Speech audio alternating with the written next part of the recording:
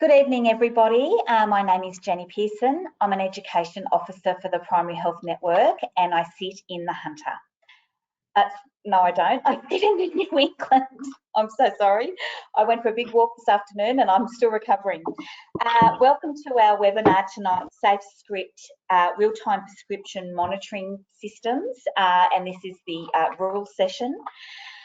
Before we go any further, I'd like to acknowledge the traditional custodians of the land that we're meeting on tonight and pay respect to elders past, present and emerging. As usual, please use the question box to type in any questions that you may have. And at the end of the webinar, an evaluation will pop up. And if you could just take a minute to fill that out, we would really appreciate it. So without further ado, I'll just hand over to Andrew Hargraves. Andrew is the Program Manager for the Real-Time Prescription Monitoring and he's a clinical pharmacist. Thanks, Andrew. Thanks very much and good evening, everybody. And thanks for taking the time out of your Monday evening to recover from the weekend and learn a little bit about SafeScript New South Wales, the New South Wales Real-Time Prescription Monitoring System, which has just recently been launched in the Hunter, New England and Central Coast PHN regions. I'd like to also start by acknowledging the traditional owners of the land that we're all meeting on this evening. For me, that's the Bidjigal people in southeastern Sydney. I'd like to acknowledge the elders of today that I did this wrong last time too. I'd like to acknowledge the traditional custodians of the land that we're all meeting on today, acknowledge their elders, both past, present, and emerging, and all Aboriginal people that are meeting with us here today. SafeScript New South Wales is a really exciting program that we're really excited to share with you tonight. There's a QR code on your screen. That's not for a COVID check-in. That's the link to the registration page for SafeScript New South Wales if you haven't already registered. It's also features throughout the presentation tonight in the bottom right-hand corner. So if you'd like to grab your smartphone and go through that process, please do so. And if it's not within reach, you can go and get it, and you can do it throughout most of the presentation this evening. So we're going to cover over a few topics tonight. Firstly, what's SafeScript? A little bit about what implementation support there is out there for clinicians, and then we'll go through three case studies with a panel of clinical experts and that we have assembled here with us tonight. So those people that are with us tonight are Dr. Simon Holliday, who's a general practitioner and addiction medicine physician based in the Taree region, Chelsea Falcry, who's a community pharmacist based in the Newcastle region, Dr. Chris Hayes, who's a staff specialist in pain medicine and the director of the Hunter Integrated Pain Service, and Kim Allgood, who's a consumer representative from Pain Australia. Unfortunately, Professor Dunlop from the Hunter Addiction Medicine Service isn't available to join us tonight, but we've got a fantastic panel to talk through some of the cases that we have to illustrate how SafeScript New South Wales can be incorporated into your clinical practice. We'll conclude the evening with a question and answer session where you can ask questions of any of the panel, and we'll facilitate that. Please take the time to jot some questions into the question box throughout the evening. Any questions that we don't get to tonight or we can't answer this evening, we'll certainly take away and provide written responses back through the PHN that you can access on their education page. So we're going to cover really three things this evening: what the SafeScript New South Wales system is, why it's needed, and how it's important, how it can be incorporated into your clinical practice. We're going to sort of show you how you can engage with the system to analyse and interpret the patient's history to inform your best practice management and patient outcomes, and help you to know where to access point-in-time advice and additional resources to assist you. So what's SafeScript New South Wales? SafeScript New South Wales is a digital health system that provides prescribers and pharmacists access to real-time information about a patient's prescribing history for high-risk medicines such as opioids and benzodiazepines. The information is collected through the prescription exchange services, which may be known to you as the e-prescribing or ETP, electronic transfer of prescriptions systems.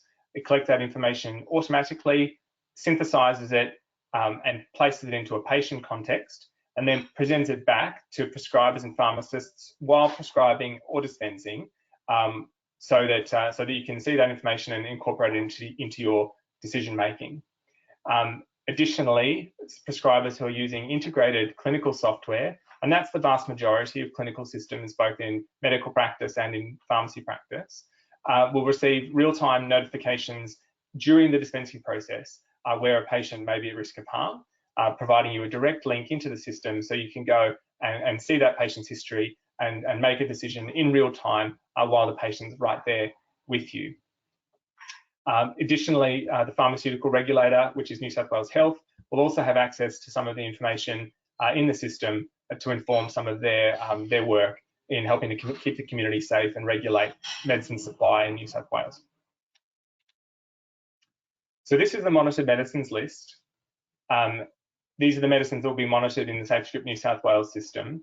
I won't insult your intelligence by reading through the whole table, but suffice to say that's all Schedule 8 medicines, including all opioids, psychostimulants, and S8 benzodiazepines, as well as some high-risk S4 medicines. So the rest of the benzodiazepines, any medicine containing codeine, as well as sleeping agents like zolpidem and zopiclone, and some newer modulator medicines for pain, for pregabalin and quetiapine. So a panel of clinical experts and academics, clinical pharmacologists, worked with New South Wales Health to select these medicines and decide on the inclusion criteria. Basically, a medicine to be included on the list needed to have evidence of a demonstrable risk of harm in New South Wales or in Australia. There needed to be current trends of prescribing, which was indicative of potentially risky behaviour or indicative of medicines that were being diverted to an illicit supply chain. We considered medicines that could easily be substituted for other medicines that were going to be monitored. So where there was a clear link and evidence from other states and territories in Australia where one medicine was monitored, where supply shifted, that was considered. We considered the unintended consequence of monitoring an item on its legitimate use and how that could be moderated. And we also considered how to keep consistency with other jurisdictions so that, by and large, people could expect a roughly similar experience, independent of which state or territory they were in.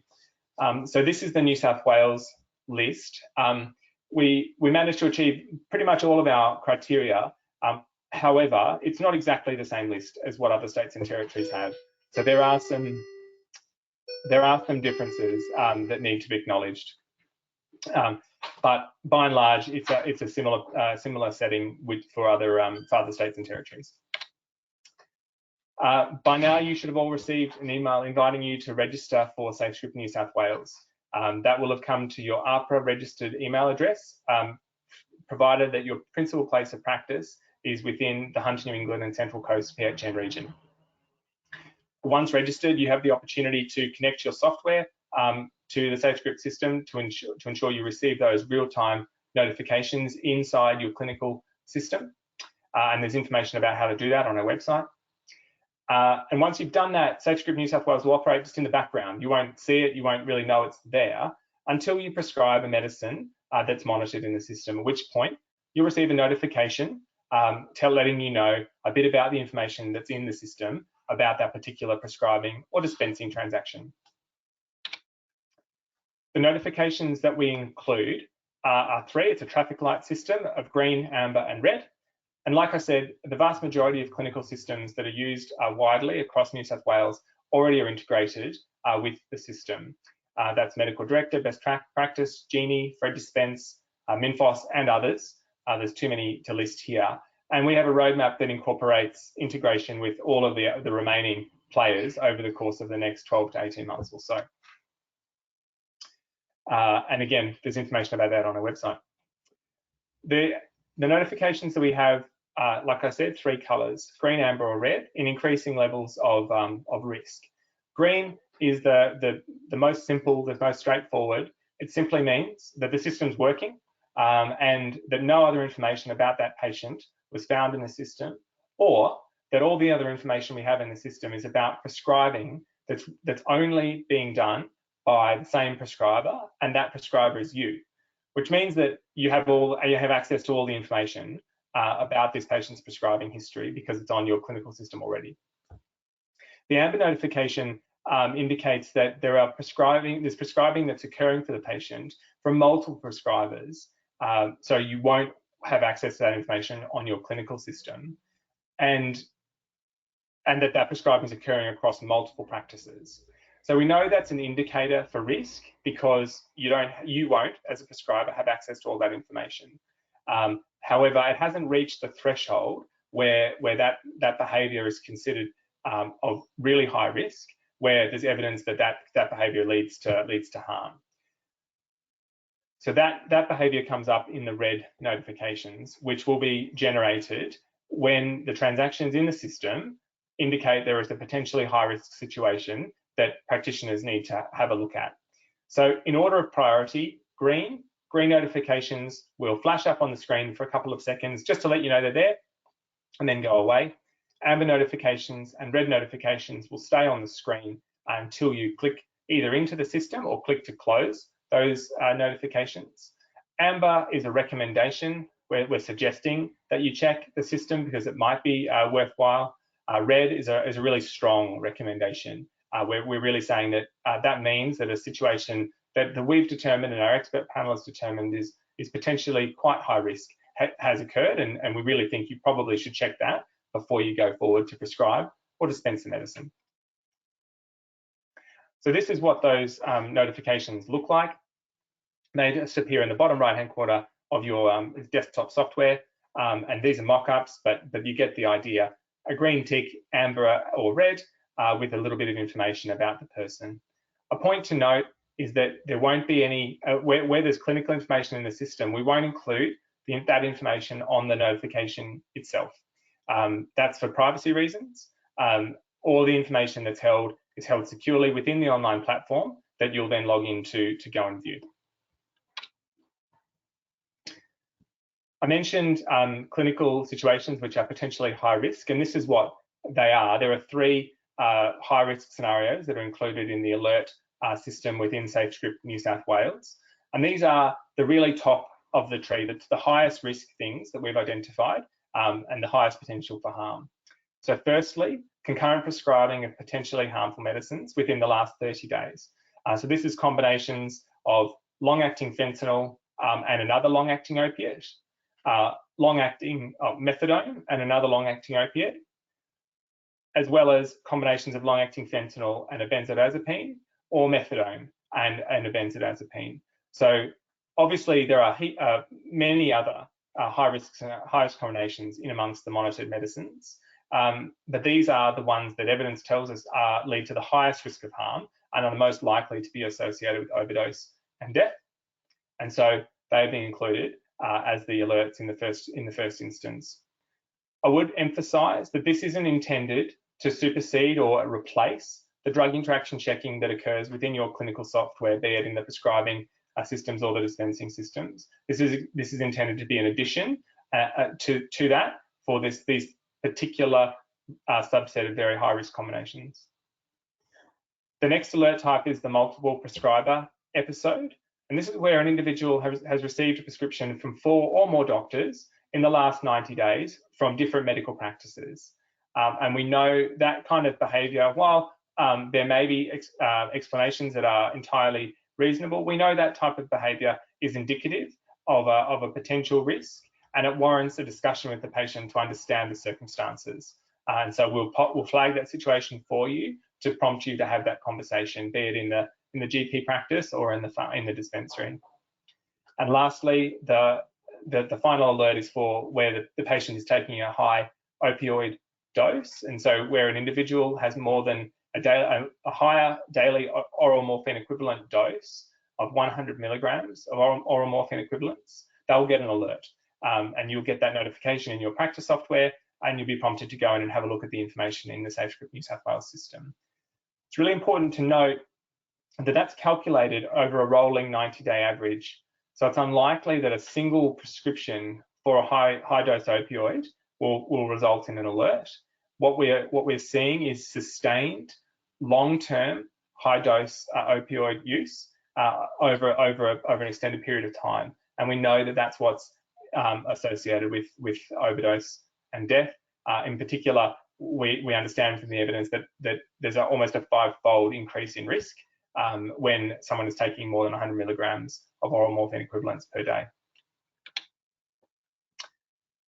It's really important to remember, and really I can't stress this enough, that the alerts from the SafeScript New South Wales system are not intended to and do not instruct you on what you should or should not do. That decision is a professional, medical or clinical decision that rests with you as a registered health professional. SafeScript New South Wales is a tool that provides you some additional information to incorporate in your clinical decision-making process. It is not a direction and shouldn't be considered as such. You are best placed to make the right clinical decision for your patient, knowing and understanding the full context of their background and their care. A computer system cannot replace that. All it is intended to do is to provide you some additional information. I also want to touch on some of the legal principles around how SafeScript New South Wales operates. So there's been a regulation amendment that provides and authorises New South Wales Health to collect the information from the prescription exchange services. It collects all that information that comes through the electronic prescribing process. It does not require consent from a patient in order to collect the information. It collects it all and presents it back to you in that synthesized patient list. For that reason, if for nothing else, we're treating the system and the data within it extremely sensitively. And there are legal provisions that provide for penalties for health practitioners who use the system inappropriately or in an unauthorized way. Basically, the authorized purpose of the data within the SafeScript New South Wales system is to provide doctors, prescribers and pharmacists the ability to consult that information whilst caring for their patients, whether that's during the prescribing process or when providing advice, clinical advice to another healthcare professional about that person's management. Use of the system in other circumstances or for people who are not your patients or not your current patients is not permitted, it's not authorized, and it's prohibited under the Poisons and Therapeutic Goods Regulation, and there are associated penalties that go with that. So enough about the legal disclaimer, but moving on to the SafeScript New South Wales portal and how it looks. So there are two real ways that you will access the information in the SafeScript New South Wales system. The first, as I've mentioned, is through the notification workflow.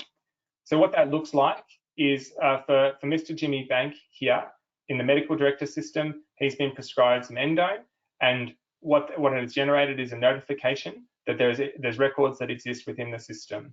So what we're going to do is click on that notification. It's going to take us through to Jimmy Bank's profile. It's going to give us some information about Jimmy, about where he is, where he's from, what his individual health co-identifier is, and his date of birth, just to give us that opportunity to double check that we've got the right person. It's then going to present us with a list of his recent transactions, and that list you can scroll down pretty much back as far as April at this stage within 2021. And obviously that will keep on collecting data as we move forward. You can see information about whether or not an alert's been generated. You can see when the prescribed or dispensed transaction occurred, what medicine it was and its dose. You can see information about where that medicine was either prescribed or dispensed. And importantly, when it's just for a dispense item alone, you can still see the prescriber's information. It's really important to note that not every doctor in New South Wales will be connected to the e-prescribing system, but almost every pharmacy is. So it's very likely that we'll see situations, in fact, it's almost certain that we'll see situations where there is a dispense transaction with no corresponding prescribed transaction. That's fine, that's normal, but you can still see the doctor's name, and so we can still collect that information and use it as part of some of the rules. What you can do is you can click on the alert information, this drop down, and you can see exactly what the alert has been generated for. In this instance, for a combination of benzodiazepines and methadone for Jimmy within the last 90 days. You can also see a list of all of the alerts that have been generated over time and what their alert level was, as well as a view of the access history. So a view of all the people that have accessed the patient's record and when they accessed it. And that can be useful for a pharmacist when dispensing to look at whether or not the prescription in front of them, the doctor has actually checked the SafeScript New South Wales system. In this case, I'd emphasise that the nurse that's involved is a nurse practitioner. But yeah, so you can access the information and just check to see who has been looking at the information before you, and use that to maybe moderate your approach in solving the problem. The other way you can access the system is through the patient search workflow, this is where you'll load the portal from a bookmark in your browser. You'll enter your username and password, and you'll be landed on this dashboard screen. You'll enter in the person's details, in this case, Nikki Moore, and their date of birth. You'll be presented with then a list of the search results down the bottom here, which you can filter to find the right person. And you can then double click on that result and take you through to the patient's profile. And you can see the information in Nikki's patient profile exactly the same as we saw before. That is it. That is the SafeScript New South Wales system. It is that simple. The data is straightforward, but you can see the potential value of some of this information. Importantly, you should also be able to see what information isn't included. There's nothing in here about the circumstances about why these patients are taking these medicines. You can't see the reasons why they changed doctor. You can't see any of that information. That is up to you as a health professional to understand in consultation with your patient, which is why we're really emphasising SafeScript New South Wales is an information source. It's a tool. It's not the answer, and it's not a direction. If you're going to find some of that difficult, and I can understand why you would, there's a range of different support options out there to help you as you look to integrate SafeScript New South Wales into your clinical practice. There are CPD accredited learning modules hosted by our partner NPS Medicine Wise, who host three learning modules for pharmacists and 3 learning modules for doctors. These will tell you how and when to use SafeScript New South Wales, the information about which of the monitored medicines are included and so a bit about why and how some of the clinical practice options, as well as points around communication and care for patients using monitored medicines and how to approach some of these conversations that are certainly going to be sensitive and difficult. There's a link there to the NPS Medicine Wise page. You can also just go straight to their website and link through to the SafeScript New South Wales education modules. There's also a webinar that we partnered with RSCGP to conduct. There's a webinar from Pain Australia for a consumer information session that we did, and you'll be able to view this education session as well as the one we conducted with your colleagues in urban areas in Hunter New England and Central Coast region last week on the Hunter New England and Central Coast PHN website. We've also partnered with Hunter New England and Central Coast PHN to create and update the health pathways that are relevant to SafeScript New South Wales, including the creation of a brand new health pathway all about SafeScript New South Wales, about how it's used, how to connect, how to register, and a bit about some of the notifications and alerts that you'll see in the system. We've also partnered with clinicians in the region to develop some clinical support pathways for GPs and pharmacists, which will provide additional support and guidance when managing alerts in real time that are coming out of the SafeScript New South Wales system. The intent of both of these is to promote GP-led care wherever it's practical, keeping the patient in the community, helping and supporting their primary care clinicians to care for them in the most appropriate way, and preventing referrals that could have otherwise been managed locally. The pathways that we've worked with the Hunter, New England and Central Coast teams will be used as a blueprint and adopted across the state by all PHNs looking to provide the same support to their clinicians. That information is available here, so you can link through to either the Hunter site or the Central Coast site. The passwords are here. An important note to my pharmacy colleagues, I know that health pathways aren't a common tool for you to use. That's why we've put the information here. And if you have any further questions about health pathways or about the information that's held in there, I really encourage you to get in touch with the PHN team. They've been fantastic through this entire process, and we certainly couldn't have done it without them. And lastly, the final piece of clinical support that we have is the SafeScript New South Wales Clinical Advice Line. The telephone number is here on the screen, so get that on a Post-it note and keep it on your clinic wall. The SafeScript New South Wales Clinical Advice Line is operated by St Vincent's Hospital Sydney in partnership with New South Wales Health. It's a dedicated 24 hours a day, 7 days a week clinical advice line established to help primary care clinicians when providing care to patients with pain management issues, substance abuse and addiction medicine issues, and mental health issues. It'll provide direct support to practitioners, both prescribers and pharmacists, when responding to their patients and their patients' needs with risks of harm. It will facilitate access to clinical advice across those 3 specialties. It'll support safe de-escalation of doses, promoting transitions to safer prescribing practice and non-pharmacological options, and encouraging interdisciplinary management, looking at bringing in the whole team in your region. That team will have access to the health pathways, so we'll be able to step you through some of the referral options that may exist. This service will be answered by a clinical nurse consultant with experience and expertise in one of those 3 specialties, and they'll have the option to pass you on to a staff specialist in the relevant discipline if needed, and arrange for callbacks if required. So it's a great service that's available to you free of charge. It's not a telehealth service. It's not somewhere you can refer patients to. It's a place where you can go if you just need a little bit of help, just trying to work out what the next step is for the patient that's with you. And it provides an alternative to connecting through or calling or a staff specialist in one of those fields in your region. So what we'll do now is we'll move on to the case studies. So I'll ask my my expert clinical panel now to join us and turn their webcams on. I hope they've all finished their dinner now.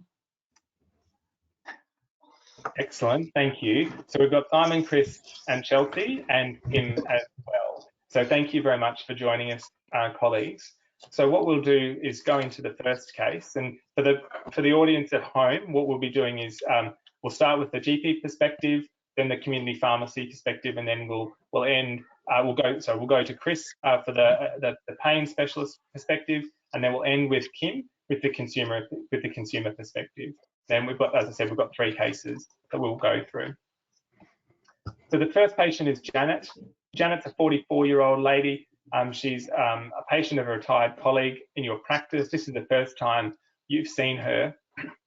Dr. Smythe recently retired, but has been prescribing OxyContin for Janet for a number of years, and she comes to you seeking a prescription for OxyContin.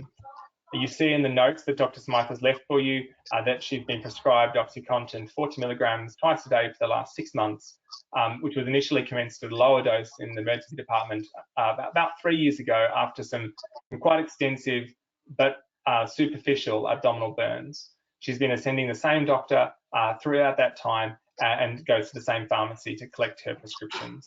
She's on no other prescribed medicines. She has a prior history of postnatal depression, and she's a non-drinker, non-smoker, and no other health issues. So Simon, I'll start with you. You've gone to prescribe OxyContin for Janet, and you've received the notification that she's on a high oral morphine equivalent dose. What do you do at this point? What's your approach? So I think it's very important. Most of us have seen Janet most days, I imagine, but I think we need to change the inertia of this case. Dr. Smythe has been just rolling along doing the script. She's been in, she's been out, everybody's happy. And we need to change things to let her know that this model of care might have been suggested a decade ago, but now we know that opiates, while they might seem to work in the short term, they actually create a whole lot of other problems. They do affect how we think, how we feel, how we behave, how we relate to other people. And one of the biggest things is we need to explain to people like Janet that the pain experience often is worse, and our pain outcomes when we measure them are often far worse with opiates for chronic non-cancer pain. We also notice that we get more treatment refractory depression, and we notice sleep quality is worse with people on opiates. So we do have to let her know that while when she takes her opiates, she feels better, this is actually quite a risky model of care, and we would like to work with her so that she has a better quality of life and a better pain management without just keeping pumping her full of opiates. I think we do need to let her know that she actually is, even though she might take her OxyContin as prescribed, she's still at risk of an overdose. And that could happen, for example, if she took a sleeping tablet, or it could happen during the night, or it could be happening if the liver deteriorated. And so we might point out that she is at risk of that and talk to her about something like take-home naloxone in a nasal spray. I do think we need to let her know that it's really important she sticks with us or choose a medical home, that she just sticks to the one practice, the one prescriber, because of the complexities involved here. And I would also order a urinary drug screen, because all that glitters is not gold, and clinicians are very insensitive to picking up other substance use. And furthermore, the SafeScript doesn't quite cover all opiate treatment program scripts currently. So I think a urinary drug screen is also a wise thing to do for this lady. Thanks, Simon. So after all of that, I think maybe you might have landed on maybe giving a short script for Janet, which now, Chelsea, you've got in your pharmacy. You know Janet, you've been seeing her for a number of years, but you also get the red notification. Can you talk through what you're thinking at this point as the community pharmacist? Well, similar to what Simon's already indicated, I think that the scenario I view as a bit of an opportunity to gently challenge the status quo of this patient's pain management to this point. It also provides the opportunity to collaborate really closely with the prescriber to provide a more appropriate patient-centered care when it comes to their pain. So in the first instance, I'd open up a conversation with the patient to get an understanding of her journey so far to get to this point, and also to assess how Janet's feeling after the discussion with the doctor, because it might be an opportunity as a pharmacist to reinforce some of the messages that the doctor may have spoken with her about. And this is particularly important if there is a plan in place, such as if the doctor has put in place a tapering plan or stage supply. It's a good opportunity to then talk to the patient, make sure that she is on board with that plan. And just remember that SafeScript can be used as this tool to help us as we support patients through that de-escalation of her opioids and explore and retrial any other pain management options. In the final instance, I would make sure that there's notes in my own system to make sure that the plan and the discussion is captured, and also so that in the future when we're talking to this patient, that we can discuss any risks both now in the conversation and in the future around sedating medicines with relation to driving. Regardless of the amount of time that she's on this medicine, there's still a risk, particularly if any other medicines are added on top or if there's alcohol involved, which can have that potentiated sedating effect. So those are sort of, for Janice, the type of things I would discuss. Awesome, thanks, Chelsea. Chris, what do you think? What point would you think a GP might refer through to a specialist for Janet, and what kind of referral options are out there, do you think? Yeah, to add to Simon and Chelsea's comments, I think no need to panic and make sudden moves because of a red alert. There has been a concern in the States that the primary prescriber might all of a sudden stop de-prescribing and want someone else to do it, like a pain service, or maybe no one to do it, in which case the patient goes into withdrawal.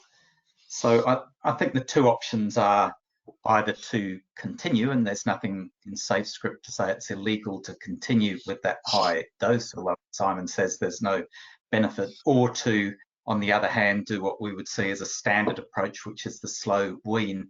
And then I think it depends very much on the GP and their level of experience, how much support they might like with that recommended slow wean. Andrew's already mentioned the clinical advice line, the phone line through St Vincent's, which is one option of seeking an extra level of support. Another good option, though, if you're just wanting a bit of advice, is to contact your local pain service. And I think we are focusing on the rural sector a bit tonight, even if your patient is coming from a distance from Hunter Integrated Pain Service based in Newcastle. It's always possible for you as the doctor to ring our team and just discuss strategy by telephone. So, you could do a slow wean yourself, completely unsupported by the specialist end. But if you are feeling a little uneasy about the mechanism of doing that, or perhaps the patient has some demanding or vulnerable aspects about their presentation, you might want to get some reinforcements in developing the plan so that the burden doesn't solely sit on your shoulders. So I think there aren't absolute guidelines for when you need to call a pain service in, but certainly if you're feeling a little bit uneasy or insecure for any reason, we're very happy to play a role, which could be either telephone or letter-based advice, or we could actually see the patient in person in select cases. Thanks, Chris. And Kim, what about, from your perspective, what do you think Janet's feeling at the moment?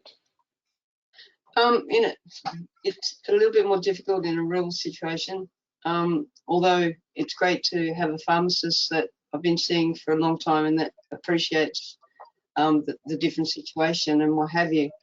Having been with a doctor for a long time that knows me well, and then suddenly seeing another doctor that may be wanting to stop my medication, change my medication, that doesn't know me, I'd be feeling a little bit apprehensive. I've told the doctor I don't drink. He wants to change my medication. He wants to slow my medication down. If the doctor's prepared to talk to me, to work with me, yep, we can work together. But I think for the doctor in these rural circumstances, having that phone consultation, being able to talk to somebody else so they've got support, I think that's a really great thing. And having that the specialists, the opportunity to talk to specialists about working together to find out how to work with the patient is a great idea as well. But the patient may need a little bit of extra support because it's harder to get to the specialist. It's harder to get to the extra pain care in rural circumstances. So the patient may need a little bit of extra support in the weaning circumstances.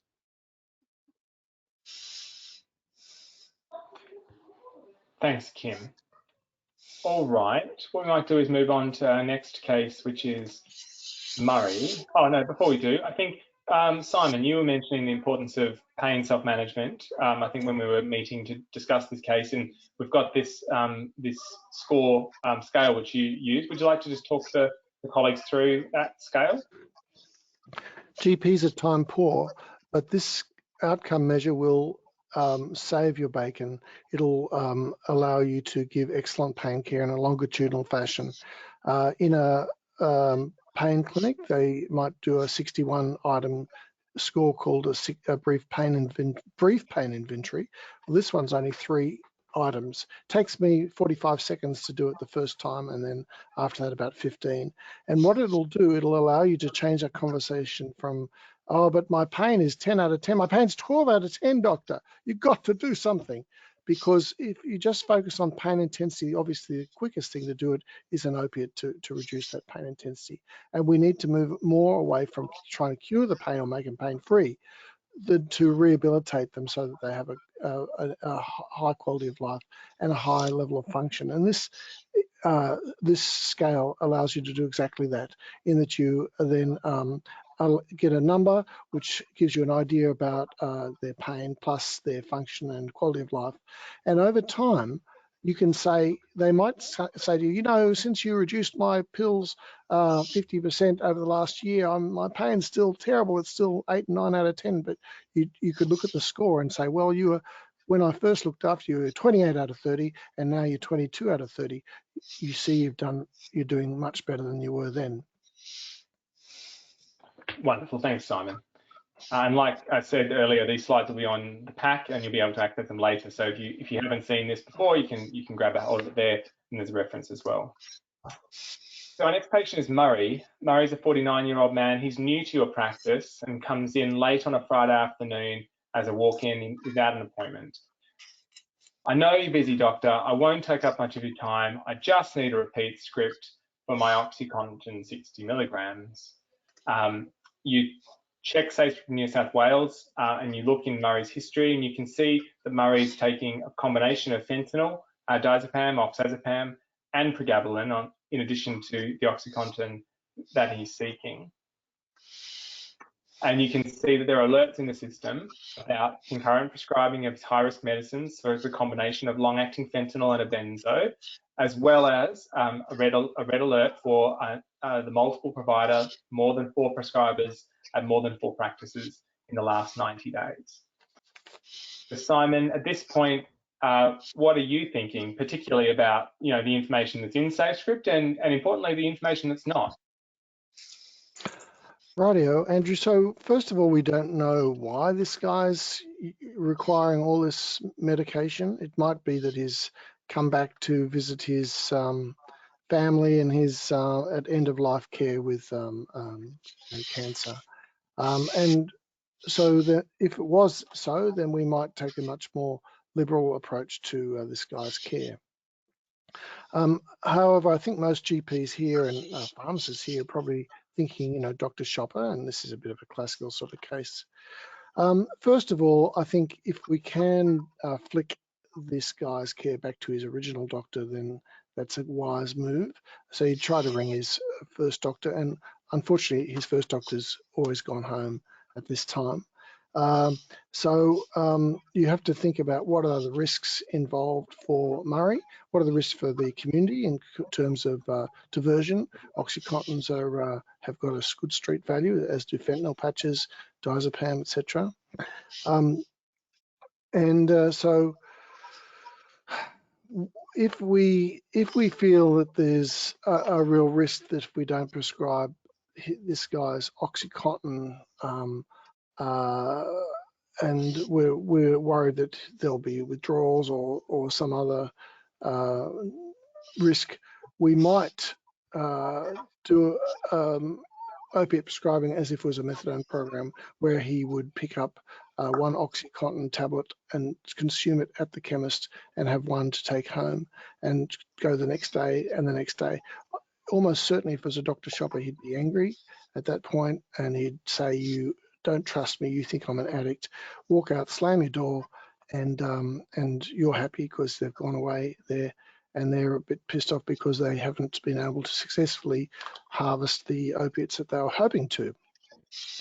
But if you were in fact prescribing an opiate to someone who's drug dependent at that time, and the pharmaceutical regulations unit looked over, tapped you on the shoulder about it, I think you could justify your prescribing at this time because you did prescribe in a safe fashion.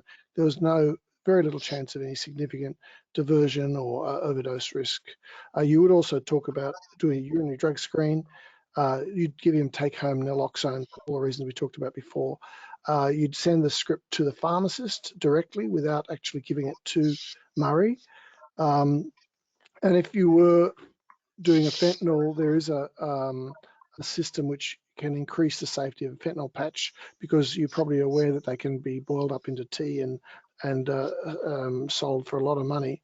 So with fentanyl, you can do a fentanyl patch exchange where the person has to actually go to the chemist, expose their abdomen to the pharmacist. The pharmacist peels off the last fentanyl script and puts the new one on, and so that is another level of safety for fentanyl. Thanks, Simon. We will move on now to Chelsea. Chelsea, when Murray comes with the prescription to you, what are you thinking when you receive this prescription? And maybe you could comment on how that approach might vary if you could see that Simon had seen Murray's profile or not.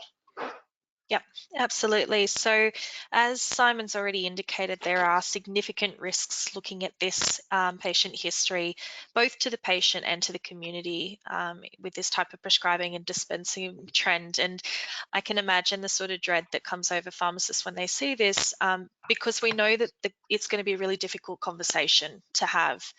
I think it's really important that we gather information first and not jump to assumptions, and openly approach the patient from a place of concern and care, as that's going to be more effective regardless of the intentions of the patient. The conversation with the patient would largely be around suggesting collaborative approaches, such as patient-centered care with one prescriber, one pharmacy, and frequent reviews.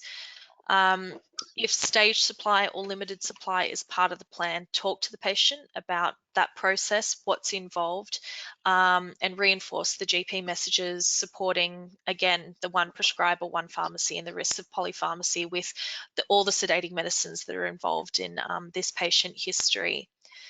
In this instance, I think a stage supply of a small quantity until the patient can go to their regular GP, and then a follow-up for that patient is really appropriate for this situation.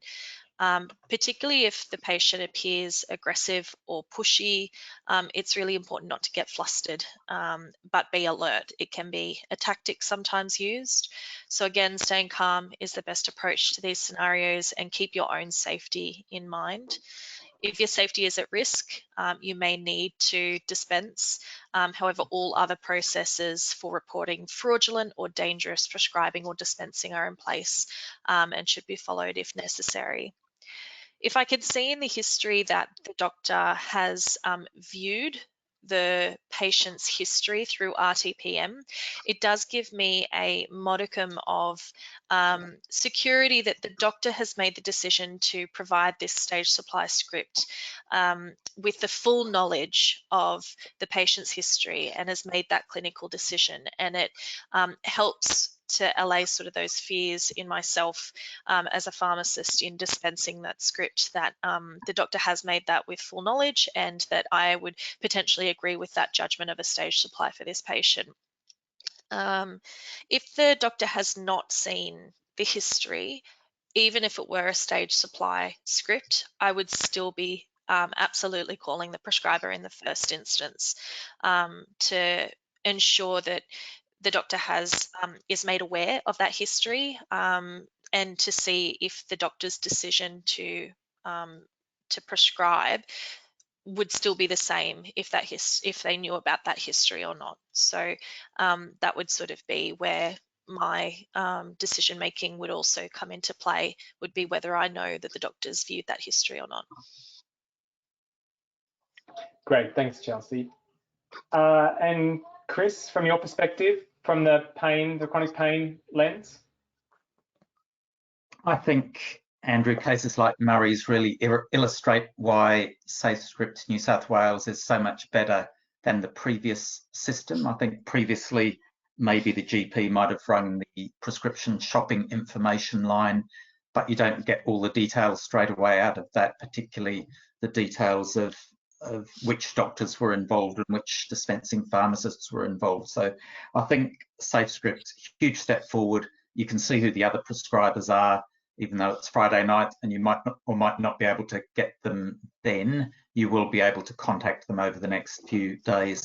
I think from my pain perspective, Murray at first pass seems a little more in the drug and alcohol camp rather than the pain camp. That said, in rural areas, the GP may be running both of those programs. So it could go either way, but I think philosophically it's useful for the prescriber to make a decision. Am I going to manage this person under a pain paradigm or a drug and alcohol approach? I think that will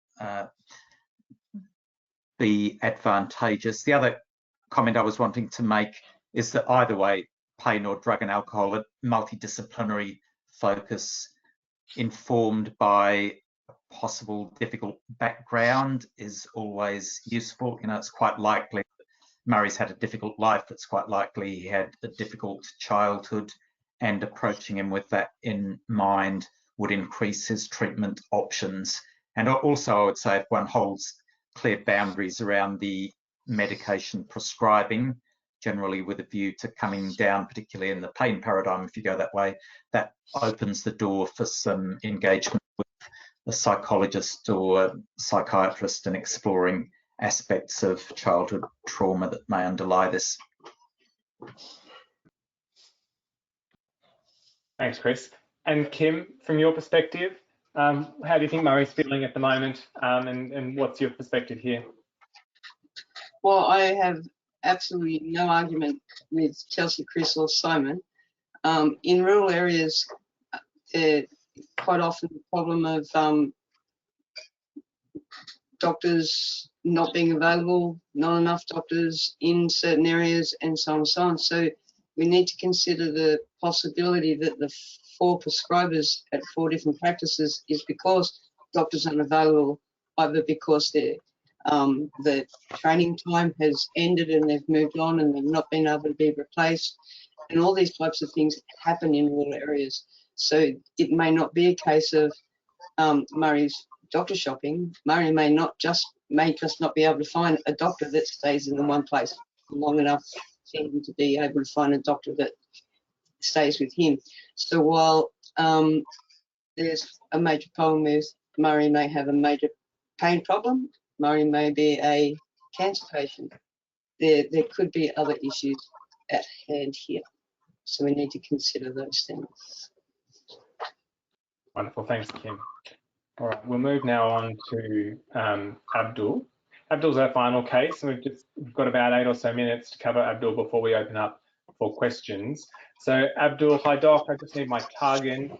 Abdul's a 60-year-old man. He's well known to you. He's been prescribed Targan 15 milligrams / 7.5 twice a day for severe osteoarthritis in both his hips and his knees.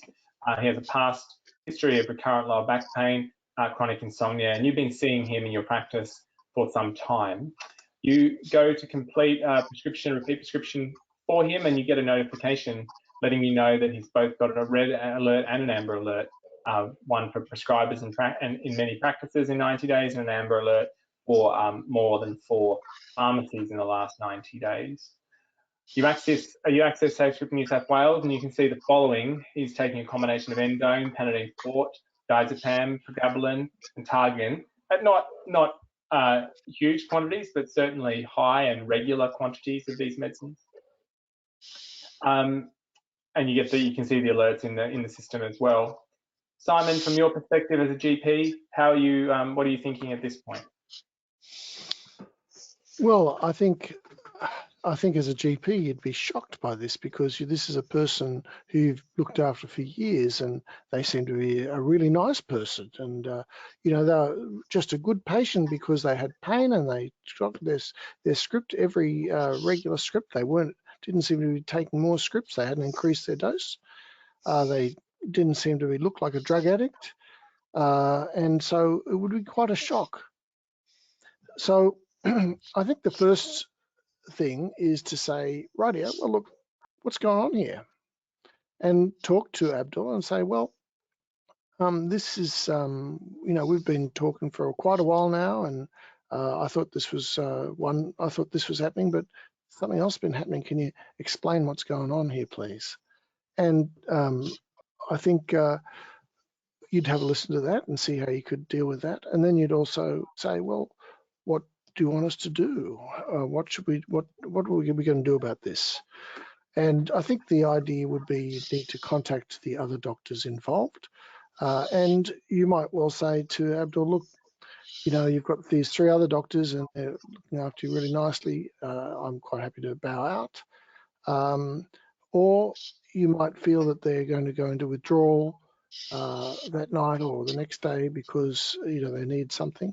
And I do think putting a patient into withdrawal is not a good outcome. I think we have to realise that could be unethical. Chris did mention in the United States they've had issues about people who have been summarily dismissed from a program as said, "You're not a pain patient, you're a drug addict, get out." And this has been sometimes associated with suicide and sometimes associated with people sourcing black market opiates, including heroin and overdoses. So we need to be cognizant of the fact that there's something else going on here, but we don't want to put them into withdrawal. It might well be that we withdraw our care and offer to provide excellent care for them in another fashion, or we coordinate with the other doctors and work out who's doing what and keep a good eye on that script safe. Oh, one last thing. This guy might well need a methadone program. And as might Murray have been, Chris said, perhaps we look after this guy as in a drug treatment paradigm. And I think speaking to him and saying, look, a lot of people can get into trouble with their opiates. It's really easy to do. And you're welcome to have a chat about how we can make this a whole lot safer and easier for you with a methadone or buprenorphine program. Great, thanks very much, Simon. Chelsea? Yeah, I agree again with Simon that this can often feel a little bit like the patient hasn't been faithful with you. It can almost be a bit of a disappointing, oh, damn, I thought I was the only pharmacy for you. But looking at this, especially from a rural perspective, again, we don't really know what the full context of this patient is. Maybe they're on the road for work and need to go to different places because that's where they happen to be. So again, trying to view this from the patient's point of view and really look at the way that we have approached their pain management because potentially we haven't approached it adequately enough. If we again have that open conversation with the patient, asking what they may have talked about with their prescriber, and about any management plan that might have been put in place consequent to this. And if there is an agreement that's been put in place with the prescriber, that's good for us to know too, because we can ensure that we know which prescriber we need to be in close contact with when we are collaboratively working to help this patient. We could consider a similar agreement between the patient and the pharmacy to ensure best care, or even two pharmacies and the patient to coordinate.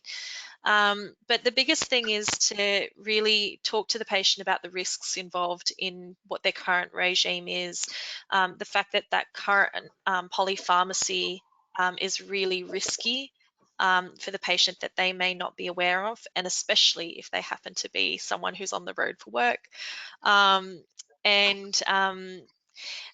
The biggest thing that I would sort of say about the case is if you need to confirm any details or you're not sure if the prescriber has seen the patient's history, or if you're not sure that the prescribed product really matches the clinical purpose of the opioid or of what the doctor's decided to go with, call the prescriber.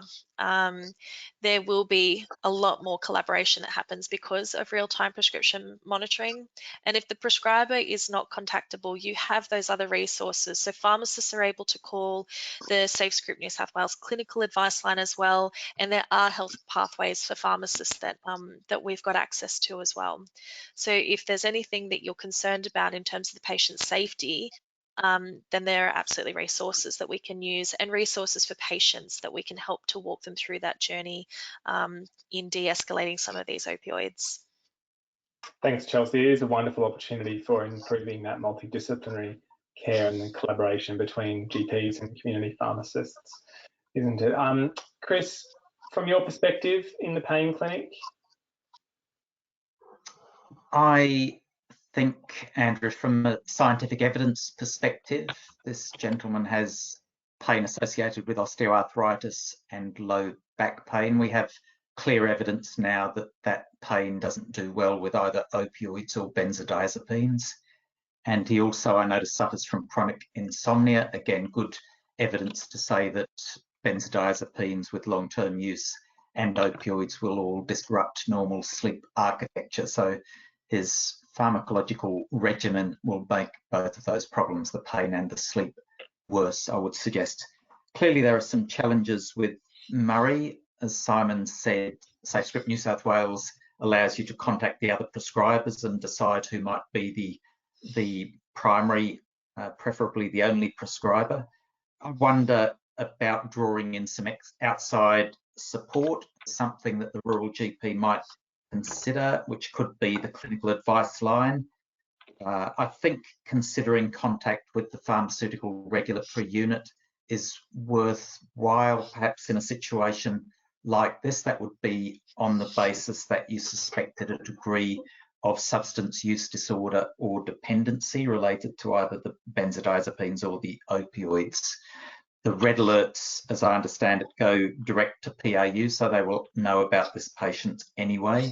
So you could talk to them and seek an authority to gradually deprescribe these drugs. That could be a useful thing to do. And also, as I was mentioning, maybe with the first patient, I think if you have at least a phone or a letter writing relationship with your pain service that may be at some distance, we could give advice as to how fast might be reasonable to come down on some of these things if you wanted support with that. Again, it depends on your level of experience, I think, with matters like this as a rural GP. Wonderful, thanks, Chris. And Kim, from your perspective, how's Abdul feeling at the moment, and what do you think is going through his mind?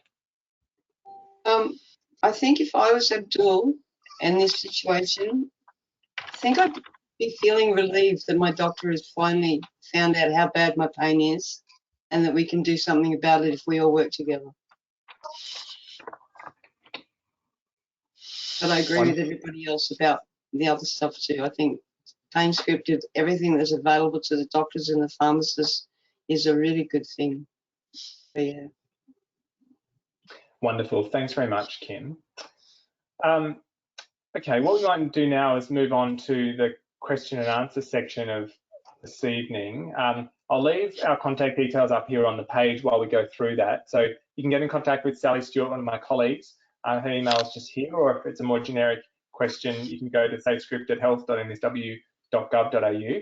There's also our website there as well, safescript.health.nsw.gov.au, or just go to Google. It's the first hit if you type in SafeScript New South Wales. I'll leave that information up there for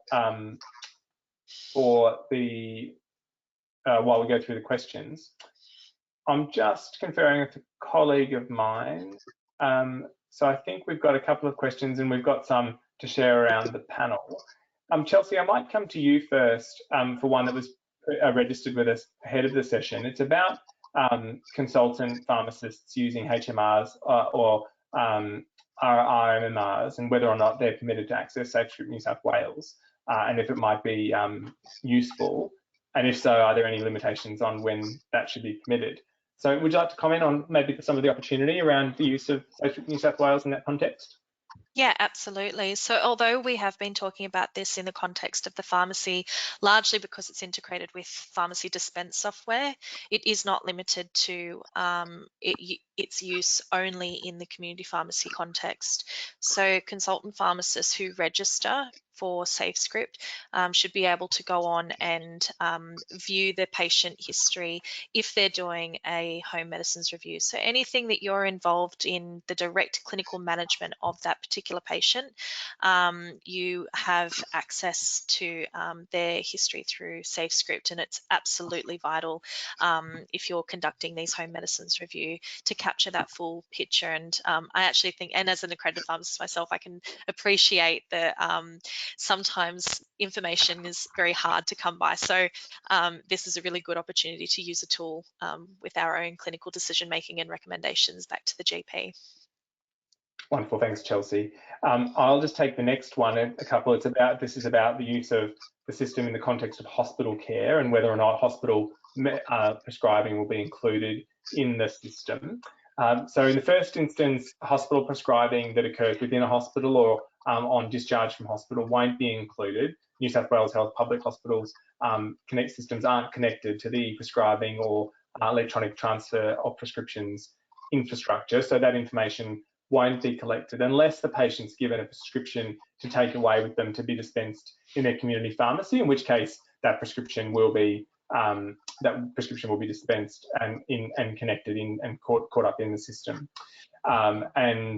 The prescriber's location and contact details will be included as part of that dispensing transaction and collected inside SafeScript New South Wales. The next is around whether or not there is any allowances for palliative care patients, and I think this came in roughly around the time we were talking about Murray. So I'll just make a quick comment on the use of SafeScript in New South Wales as compared to other states and territories. So the use of SafeScript New South Wales is not mandatory. It's not a requirement in New South Wales, and at this stage it's not intended that it will be.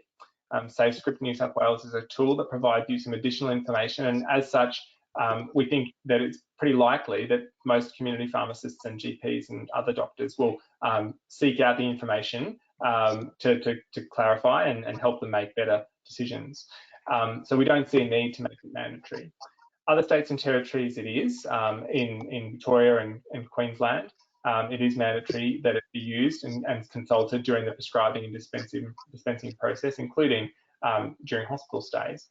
And so in those circumstances, that both Victoria and Queensland have prescribed some exemptions to that requirement in the palliative care context.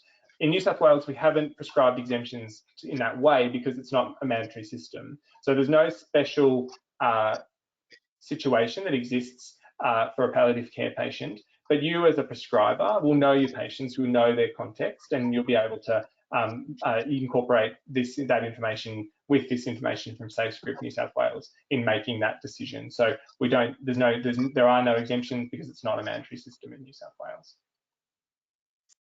Chris, the next question's for you. It's a bit long, so you have to pay attention to get all the bits of it.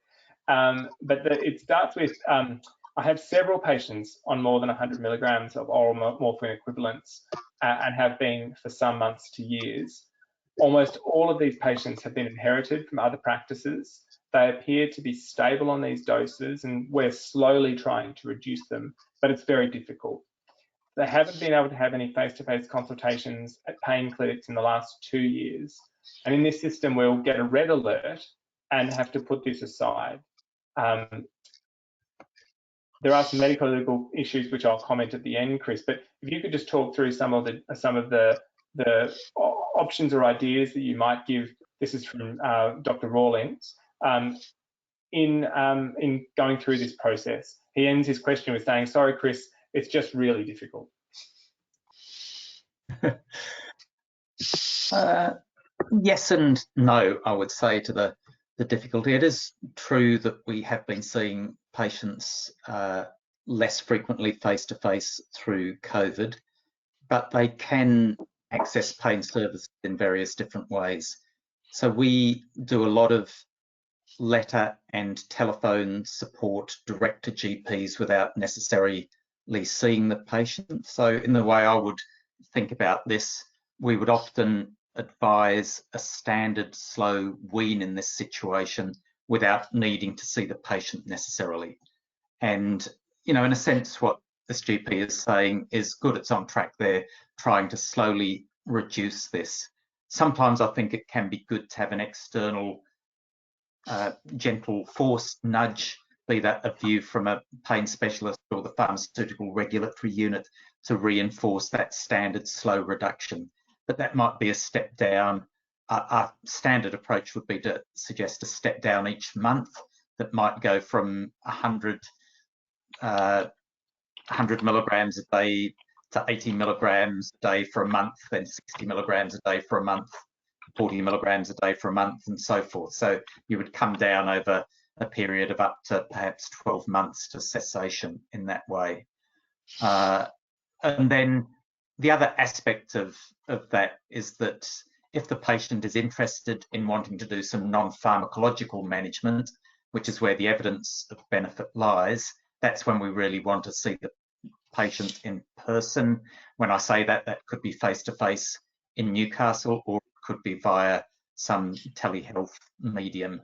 or we do group webinars and so forth. So there are ways we can work around that. I think the crux of this question, though, is does the GP want some support to change prescribing, which we're happy to do, and separately, does the patient want to come in and have some direct contact with our team, which again, we welcome if the patient wants to do that. I would add, we're less keen to see the patient in person if they're just feeling perhaps elbow bent or slightly bullied by their GP to go and see the pain service because I want to change your drugs. Then we get argumentative patients who are not really engaged with what we're talking about. We don't really need to see them to advise a slow wean. Thanks, Chris. And there's obviously also the SafeScript New South Wales clinical advice line. I think you probably did mention that as well. Yes. That people can call. So the other part of that was the medico-legal component. So I think we don't have any medical legal experts on the line tonight, and I'm certainly not a lawyer and not an indemnity expert, but we work with some people who can provide some of that advice. By and large, SafeScript New South Wales is not a mandatory system in New South Wales. It's there, and it's a tool to enable you as a professional to make more informed decisions.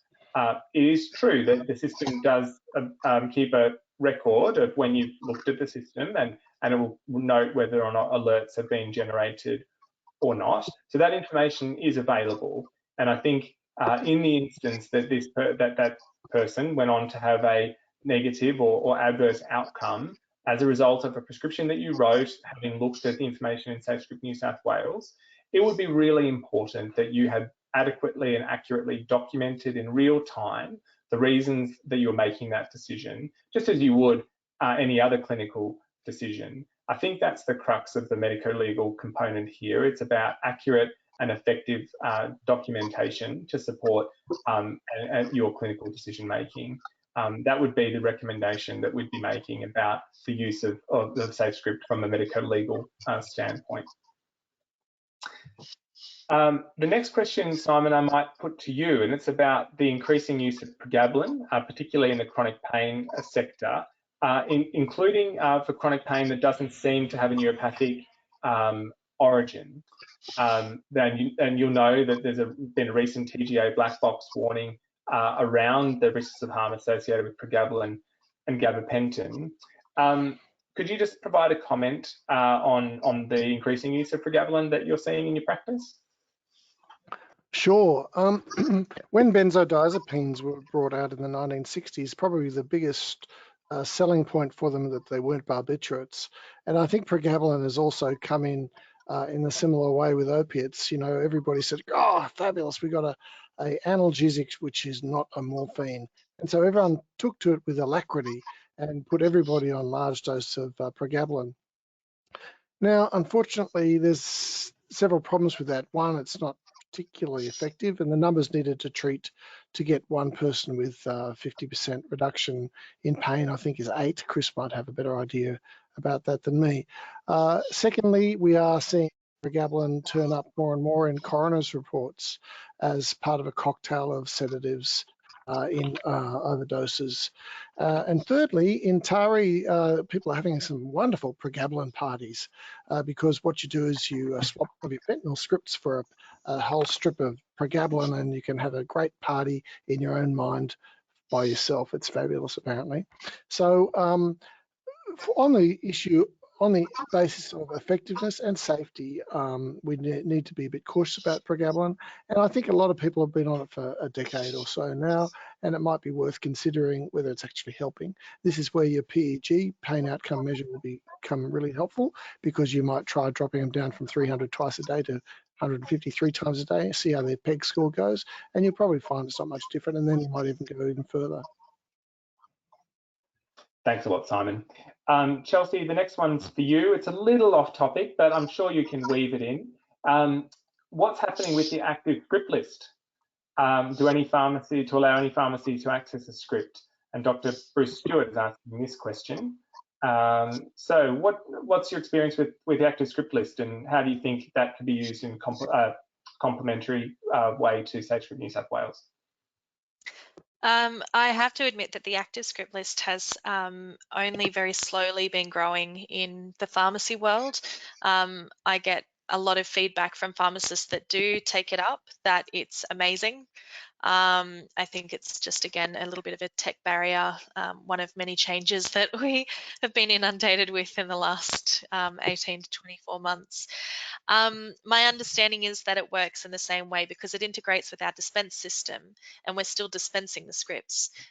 There's no difference in the way that it would work as if you were dispensing a token script or if you were dispensing a paper-based script. So there's no difference practically. It all gets captured in the exact same way.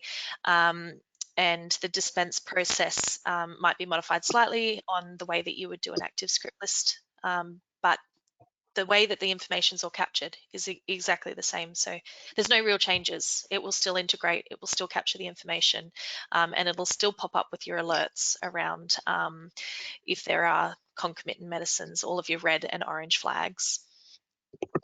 That's absolutely right, Chelsea. It certainly will, and the information, as you say, is collected in the same way, and so those notifications will still exist. It is important, and it's important for us to note that the active script list is part of the Commonwealth e-prescribing program. It's not something that New South Wales Health has a stake in. So just wanting to make sure that that's nice and clear. Active script list is an ADHA, Australian Digital Health Agency program. And we've got SafeScript New South Wales, which is a New South Wales-based initiative. They use the same infrastructure, which helps to incorporate them into practice and helps knock down some of those barriers to entry in the change area. Okay. What's the next question? So this is from Jennifer Hebblewhite. We live relatively close to the Queensland border. Is there any overlap with the Queensland SafeScript? So firstly, I'll have to say that I'll speak to my Queensland colleagues and let them know that they should rebrand their product as the Queensland SafeScript. That's brilliant. They'll certainly appreciate that. We've got a nice little healthy rivalry going. So QScript is the Queensland product that uses the same infrastructure as SafeScript New South Wales. They're both hosted by the Commonwealth government, but they are entirely separate databases. The Queensland system monitors medicines that are monitored in Queensland for Queensland prescribing and dispensing. The SafeScript New South Wales system monitors scripts and dispensing in New South Wales. In both cases, the systems will collect prescriptions that are prescribed over the border that are dispensed in their state. So in our context, if it's prescribed in Queensland and dispensed in New South Wales, that'll be collected in the SafeScript New South Wales system. As well as in the case of SafeScript New South Wales, if the prescription has a patient address that's within New South Wales, even if it is both prescribed and dispensed in Queensland, it will be in the SafeScript New South Wales system. So that means that by and large, we're getting pretty good coverage of prescribing and dispensing that occurs in border areas, unless individuals are deliberately concealing their address when they go across the border for prescription medicines. And we recognise that that does happen. For that reason, the New South Wales government is working with other states and territories on a framework to share information between each of our real-time prescription monitoring products. But that's taking some time because we have to work through several different layers of privacy legislation, as well as some of the technical barriers and some of just the practical barriers about how to share and what to share under what circumstances. So New South Wales is absolutely committed to national RTPM. We're absolutely committed to being able to give people access to the information they need from the SafeScript New South Wales platform about patients and their prescribing, no matter where it happened in New South Wales, but it's not here yet. What you can do, if you're in that border region, you're seeing patients from across the border, regularly, you are permitted to register for QScript and access the QScript system as well in conjunction to using SafeScript New South Wales, particularly when you have a patient that may be coming across the border to see you, or who you're concerned might be skipping the border to access medicines from Queensland. That is an option. I recognise it is not ideal and is not the ideal way because it would require you to log into 2 systems. But it is an option whilst we work with other states on the information sharing system. Okay, I think, what have we got? Maybe 10 minutes to go. So we might just do a couple more questions.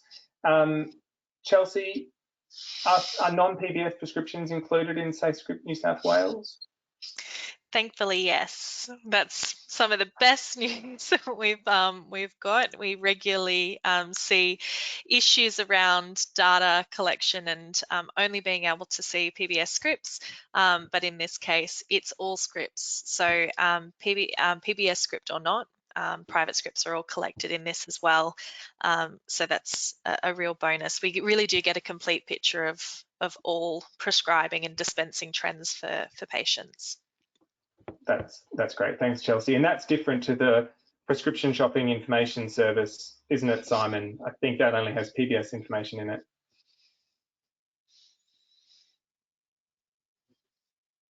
It's only got useless information in it. It's about 6 weeks out of date. It doesn't include specialists or dentists. It's not much use at all.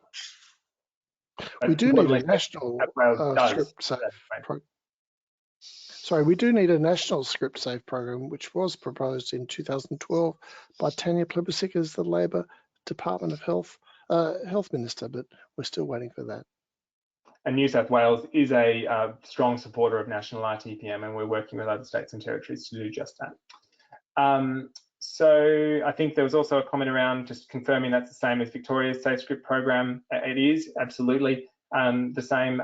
So QScript, same situation as Victoria SafeScript.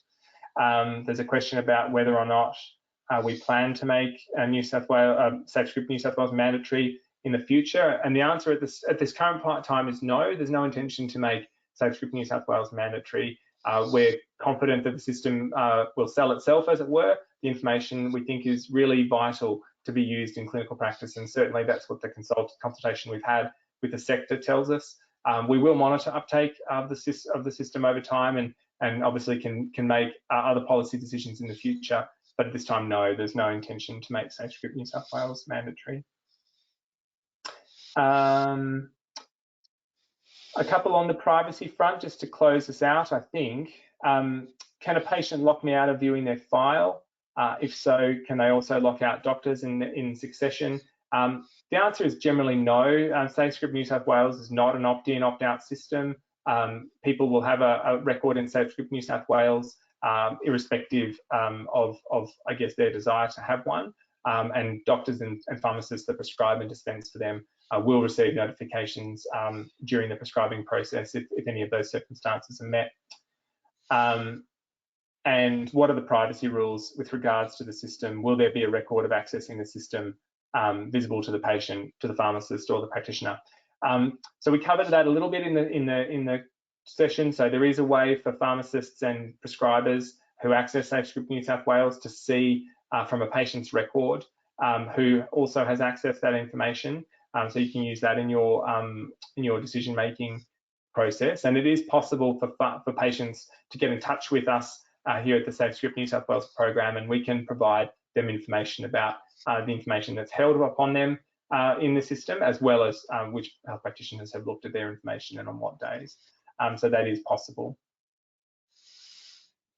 And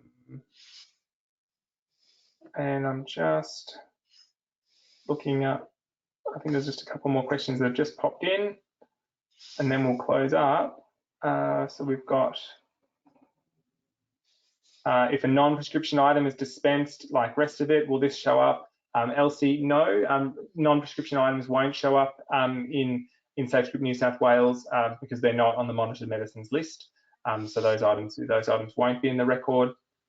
And from Jennifer, do you only need a username and password to log on? What's to stop employers or others illegally using this?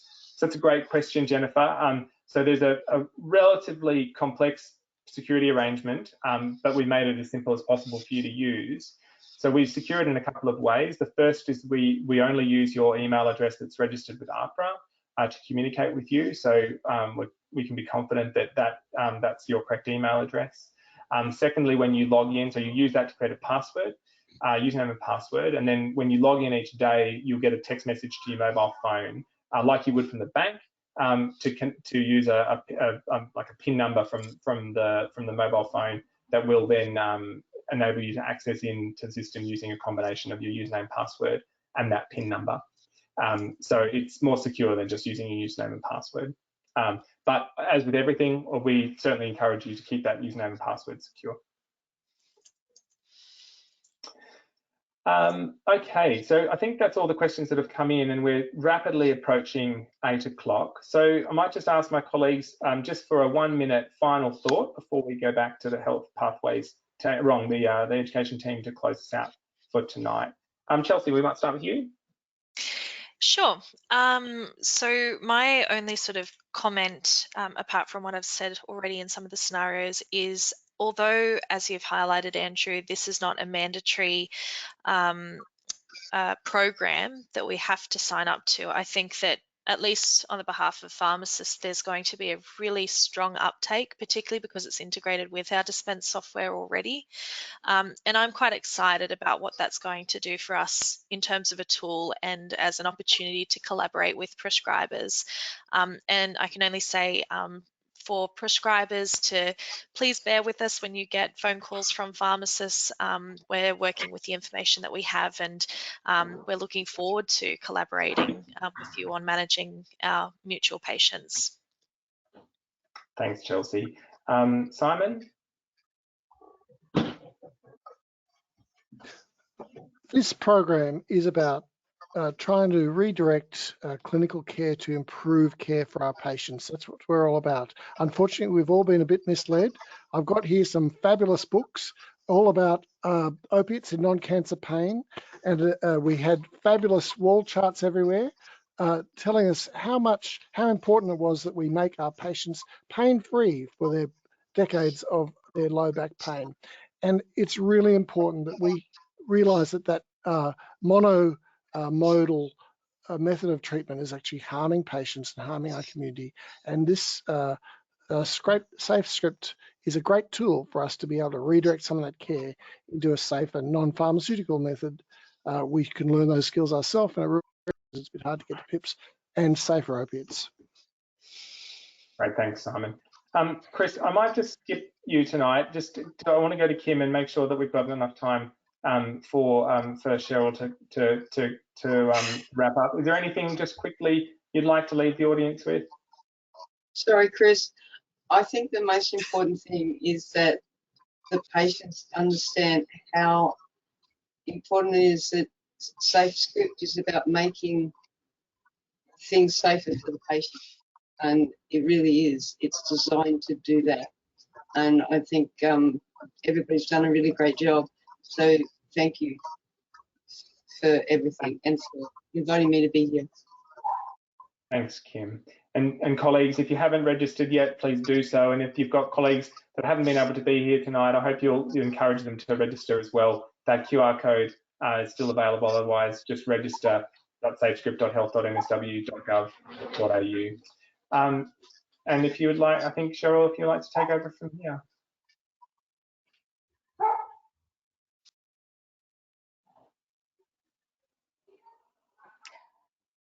Thanks, everybody, for your presentations tonight. They were really good. This webinar has been recorded, and there will be a copy of it up on our website. The link will be sent to you in our confirmation email, and if you could all fill in the evaluation at the end, that would be great, and you'll also get a certificate in the follow-up email. All right, well, thanks everyone for your time, and we'll catch you next time. Thanks very much, Jenny. Thanks. Thanks.